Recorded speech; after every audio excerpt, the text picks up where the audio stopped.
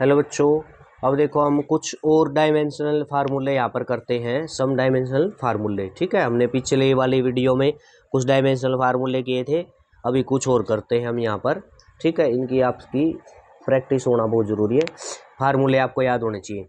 अब यहाँ करते हैं हम सरफेस एनर्जी। ठीक है, किसका डायमेंशनल फार्मूला पढ़ते हैं? Surface energy. जो बच्चों सरफेस एनर्जी होती है ये वर्क बाई एरिया होती है। ठीक है, वर्क डन बाई एरिया। अब वर्क का हम पीछे निकाल चुके हैं। ठीक है, ये है आपका वर्क डन का क्या निकाला था? m1l2t-2 और एरिया का हो जाएगा आपका l स्क्वेयर। तो ये आपका क्या हो जाएगा? m1l, ये l की 2 पावर ऊपर जाएगा तो आपकी क्या हो जाएगी? ये 0 हो जाएगा, l0t-2। ये आ जाएगा बच्चों सरफेस एनर्जी का। ठीक है, क्लियर हुआ? इसी प्रकार से जो एंगल है, एंगल का आपका क्या डायमेंशन होता है? Length of arc by radius होता है। जो एंगल देखो एंगल निकलता है ना, वो जैसे हमने ये एक सर्कल कंसीडर कर लिया, ये इसका सेंटर है, ये आपकी रेडियस हो जाएगी। ठीक है, क्या हो जाएगी? रेडियस। और जैसे ये आपकी यहाँ तक हमने ये मान ली, ये आपकी आर्क होगी। आर्क की जो लेंथ होती है, आर्क ये चाप होती है, ये थीटा एंगल होता है। तो ये एंगल है ना, जो एंगल ये कैसे निकलता? आर्क यानी एल बाई रेडियस, ये रेडियस, तो ये एंगल निकलता है। तो ये लिखा length of arc by radius. अब लेंथ आर्क की ये है, लेंथ है तो एल से, और रेडियस भी आपकी एल से हो जाएगी। तो ये आपका क्या हो जाएगा? डायमेंशन लेस हो जाएगा जो एंगल है, क्योंकि एल की पावर ये 1 है, ऊपर भी 1 है, 0 हो जाएगी। m0 l0 t0 हो जाएगा। तो एंगल हमारा क्या है? डायमेंशन लेस है। ठीक है, क्लियर हुआ? अब देख लेते हैं नेक्स्ट आपका, जैसे ये आ गया आपका मोमेंट ऑफ इनर्शिया। ठीक है, इसका डायमेंशन क्या होता है? मोमेंट ऑफ इनर्शिया का पहले फार्मूला पता होना चाहिए, मास इंटू डिस्टेंस स्क्वायर होता है बच्चों, मास इंटू डिस्टेंस का स्क्वायर। तो मास का क्या हो जाएगा? m हो जाएगा, डिस्टेंस है l का स्क्वायर हो जाएगा। क्या फार्मूला बन जाएगा? m1l की पावर 2 और t यहाँ 0 है, तो ये आपका मोमेंट ऑफ इनर्शिया का बन जाता है। इसी प्रकार से आपका टाइम पीरियड क्या होता है? टाइम पीरियड का तो टाइम ही होता है, t होता है, तो ये m0 l0 t 1 हो जाएगा। फ्रीक्वेंसी क्या होती है? फ्रीक्वेंसी 1 बाई टाइम पीरियड होती है। फ्रीक्वेंसी क्या होती है बच्चों? 1 बाई टाइम पीरियड होती है, तो 1 बाई ये t हो जाएगा टाइम पीरियड, इसका हो जाएगा m0 l0 t, ऊपर जाएगा तो t की पावर -1, ये टाइम इसका फ्रीक्वेंसी का हो जाएगा।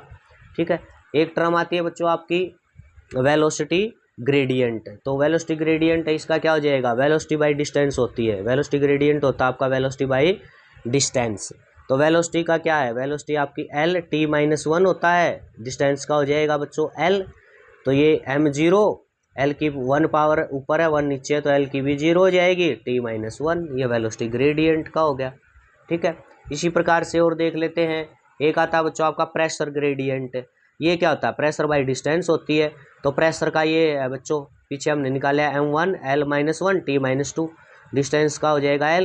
इसको सोल्व करेंगे, क्या हो जाएगा? m1 l 1 पावर ऊपर जाएगा तो l-2, और ये हो जाएगा t-2। ठीक है, क्लियर हुआ आपको? तो ये इसी प्रकार से अब स्पेसिफिक हीट का देख लेते हैं। स्पेसिफिक हीट ये क्या होती है? Heat by mass into temperature. Heat का क्या है? जो एनर्जी का वही हीट एनर्जी, हीट का भी वही होता है बच्चों जो एनर्जी का होता है। तो m1 l2 t-2। ठीक है, ये वर्क डन वाला ही होता है। हीट एनर्जी कोई भी है तो एनर्जी जो वर्क डन का होता है ना, वही एनर्जी का होता है, चाहे आपकी कोई भी एनर्जी है। जैसे हीट है, यहाँ पर हीट भी एक प्रकार की एनर्जी है, तो उसका भी वर्क डन वाला ही हो जाएगा। m1 l2 t-2, मास का m, टेम्परेचर का देखो बच्चों ये आ गया केल्विन की, तो इसका क्या हो जाएगा? m की पावर 1 नीचे 1 ऊपर, तो m की पावर 0 हो जाएगी, l स्क्वेयर, t की पावर हो जाएगी -2, और पर केल्विन ऊपर जाएगा k की पावर -1, यानी कि पर केल्विन। ठीक है, इसी प्रकार से देख लेते हैं लेटेंट हीट का क्या हो जाएगा बच्चों? लेटेंट हीट है, ये क्या होती है आपकी? हीट बाई मास होती है। लेटेंट हीट क्या होती है? Heat by mass. हीट का फिर से वही हो गया, m1 l2 t-2, मास का m की 1 पावर ऊपर है 1 नीचे है, तो ये हो जाएगी m0 l स्क्वेयर t-2, ये हो जाएगा लेटेंट हीट का।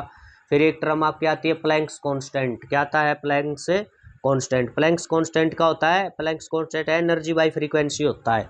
क्या होता है? Energy by frequency. तो एनर्जी का वही हो गया m1 l2 t-2, और फ्रीक्वेंसी का t-1 होता है, तो ये हो जाएगा m1 l2, और t की पावर -1 ऊपर जाएगी, प्लस हो जाएगी, यानी t की पावर -1 बचेगा ऊपर।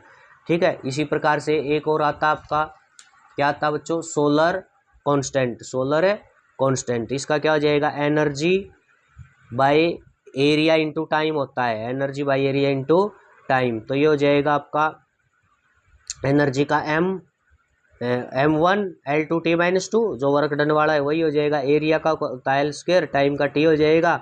इसको सोल्व करेंगे तो क्या हो जाएगा, m1, ठीक है, L की 2 पावर ऊपर है, 2 नीचे है, तो L की 0 हो जाएगी। T की पावर 1 नीचे है, -2 ऊपर है, ये ऊपर जाएगा, -3 हो जाएगी।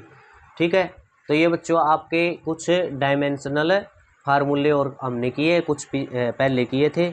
ठीक है, तो आपको आपको ये फार्मूले पता होना चाहिए। जैसे एंगल को length of arc by radius लिखते हैं, मोमेंट ऑफ इनर्शिया को मास इंटू डिस्टेंस का स्क्वायर लिखते हैं। ये अगर फार्मूले याद है तो डायमेंशनल फार्मूले आपको अच्छे से बनाने आ जाएंगे। ठीक है, इनकी प्रैक्टिस करना अच्छे से। Okay, thank you.